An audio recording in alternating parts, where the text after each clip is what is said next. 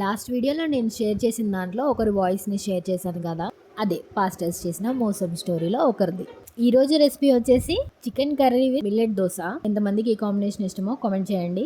And స్టోరీలోకి వెళ్తే, actually నేను షేర్ చేసిన వాయిస్ ఎవరిది అని అంటే, ఎవరైతే మోసం చేశారో యాక్చువల్లీ పాస్టర్ అని చెప్పి మోసం చేసిన వ్యక్తి వాళ్ళ డాడీ అన్నమాట మాట్లాడింది.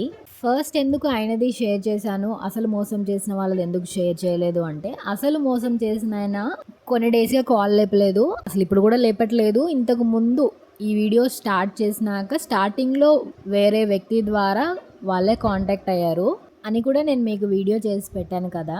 కానీ అమౌంట్ ఇస్తానని కాదు, అమౌంట్ ఎంత రావాలి అని చెప్పి మాట్లాడారనమాట. ఎవరైతే మోసం చేశారో అదే మోసం చేసిన పాస్టర్ అన్నమాట. చెప్పాలి అంటే నాకు అసలు ఆయన పాస్టర్ అని కూడా పిలవాలని లేదు.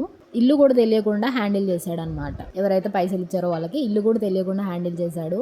మరి ఇల్లు కూడా తెలియకుండా మేనేజ్ చేశారు అంటున్నారు. ఎలా తెలిసింది వాళ్ళ ఫాదర్ నెంబర్ అనుకుంటున్నారా?